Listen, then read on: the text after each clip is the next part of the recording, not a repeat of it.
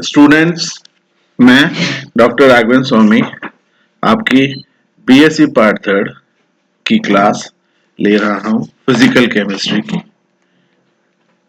Unit है quantum mechanics और topic का नाम है डी ब्रोगले हाइपोथेसिस या डी ब्रोगले इक्वेशन, एक ही बात है।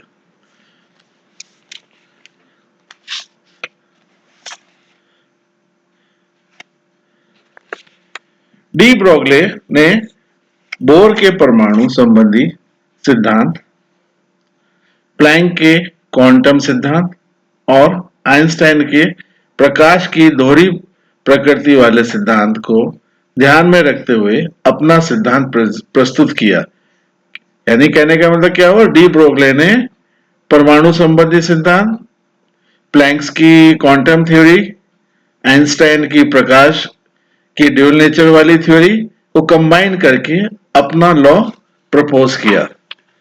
प्रकाश की डेथ प्रकृति को देखते हुए वैज्ञानिक डी ब्रोगले ने सन 1924 में यह नियम रखा। उचित अवस्था में सूक्ष्म द्रव्य कण जैसे प्रोटॉन, इलेक्ट्रॉन, न्यूट्रॉन आदि भी तरंग की तरह व्यवहार करते हैं। अतः दैत प्रकृति न केवल प्रकाश में ही होती है वरन सूक्ष्म द्रव्य कणों में भी होती है। इस प्रकार उन कणों के तरंगों को जो द्रव्य कणों जैसे इलेक्ट्रॉन, फोटोन आदि से संबंध होती है, द्रव्य तरंग मैटर वेव्स या डी ब्रोगले तरंग, डी ब्रोगले वेव्स कहलाते हैं। डी ब्रोगले के अनुसार जिस प्रकार प्रकाश एवं विद्युत चुंबकीय विकिरणों की प्रकृति दोहरी होती है, उसी प्रकार इलेक्ट्रॉन जैसे सूक्ष्म गतिशील कणों की प्रकृति भी दोहरी होती है। यानी इलेक्ट्रॉन्स भी ड्यूल नेचर को प्रदर्शित करते हैं। ये कभी तरंग की तरह तो कभी कण की भांति व्यवहार करते हैं।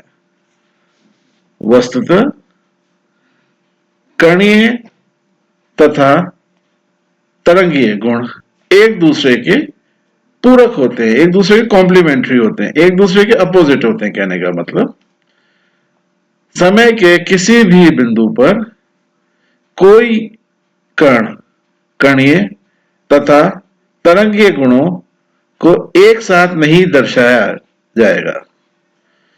किसी प्रयोग में यदि हम उनके तरंगीय गुण को प्रेषित करेंगे तो उस समय उसके कणीय गुण नहीं दिखेंगे, और यदि किसी अन्य प्रयोग में हम उसके कणीय गुणों को प्रेषित कर रहे होंगे तो उस समय उसके तरंगीय गुण नहीं दिखेंगे।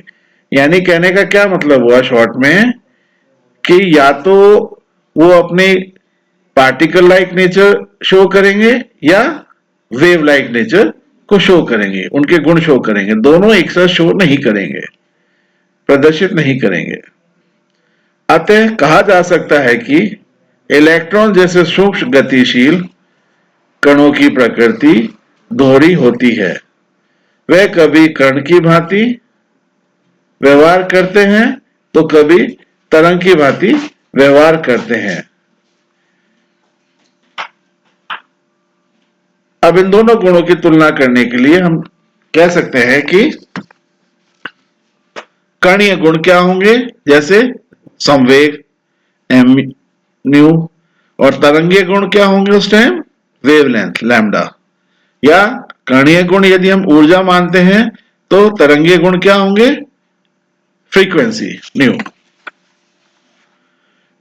डी ब्रोगले की कल्पना तरंग यौगिक के ऐतिहासिक विकास की पृष्ठभूमि है। यह वह विज्ञान है जो परमाणुीय एवं अपरमाणुीय कणों की गति को तरंग के रूप में वर्णित करता है। यदि यांत्रिकी का प्रयोग अधिक भार वाले कणों के लिए किया जाता है तो तरंग की स्थिति और गति का वही मान आता है जो रुद्र यांत्रिकी द्वारा परिकलन से प्राप्त होता है। किंतु अति सूक्ष्म कणों के लिए ऐसा नहीं होता। रुद्र यांत्रिकी की अपेक्षा तरंग यांत्रिकी का यही सबसे बड़ा लाभ है। अब यदि हम इनके डेरिवेशन की तरफ जाते हैं तो हम देखते हैं कि इन दोनों के मध्य में संबंध को डी ब्रोगले समीकरण द्वारा दर्शाया जा सकता है। डी ब्रोगले ने कहा कि प्लैंक समीकरण, जैसा कि इक्वेशन में दिया गया है, प्लैंक्स इक्वेशन E बराबर एच एफ, किसी किताब में इसको E बराबर एच न्यू भी दिया गया है, यानी F की जगह किसी ने न्यू लिख रखा है, किसी ने F लिख रखा है, बात एक ही है।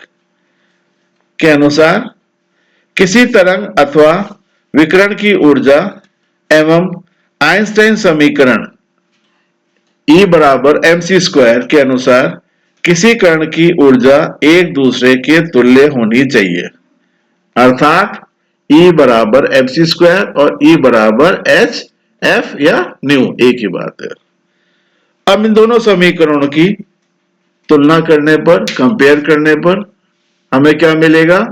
mc² बराबर h f या h न्यू, एक ही बात है। और हम जानते हैं न्यू किसके बराबर होता है? c अपॉन लैम्डा के। तो f का मान रखने पे ऊपर वाले उपरोक्त समीकरण में तो हमें क्या मिल जाएगा? mc² बराबर hc अपॉन लैम्डा, c से c कट गया तो क्या मिला? mc बराबर h अपॉन लैम्डा या लैम्डा बराबर h अपॉन mc।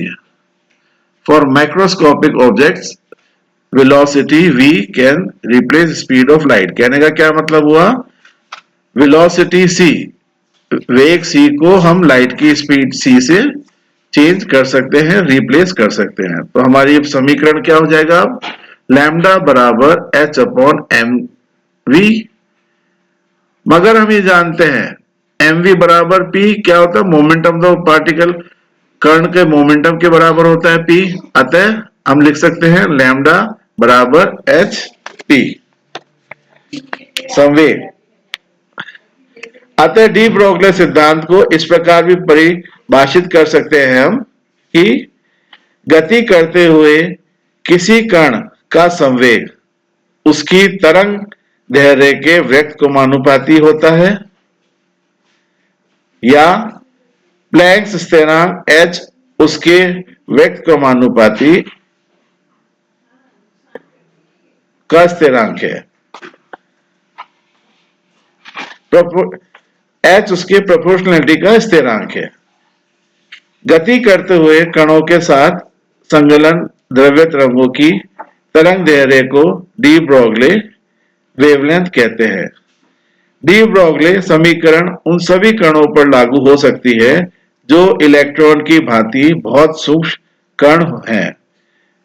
यद्यपि बड़े कणों की भी कुछ तरंग दैर्ध्य होती हैं, किंतु उनका मान इतना कम होता है कि उसे किसी विधि द्वारा ज्ञात करना संभव नहीं होता है।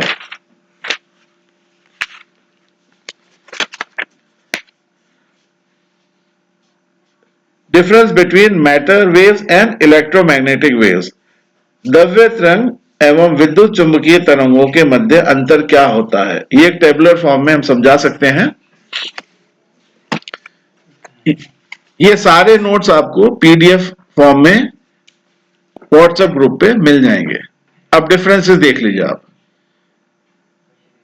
द्रव्य तरंग वर्सेस विद्युत चुंबकीय तरंग। पहला पॉइंट द्रव्य तरंग का, इनका वेग बहुत कम होता है, और इसके अपोजिट विद्युत चुंबकीय तरंग, इनके वेग का मान अत्यंत उच्च 3 × 10⁸ मीटर पर सेकंड होता है। सेकंड पॉइंट, यह शून्य में विकिरण नहीं हो सकती है।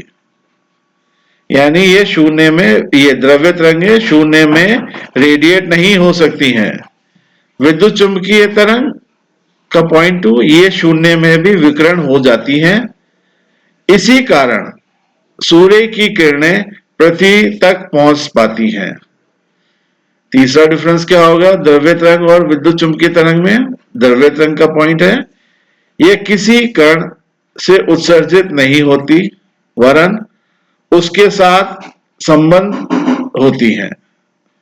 अब तीसरा पॉइंट विद्युत चुंबकीय तरंगों के लिए, ये किसी कण से उत्सर्जित हो सकती हैं, लेकिन उसके साथ संबंध नहीं होती।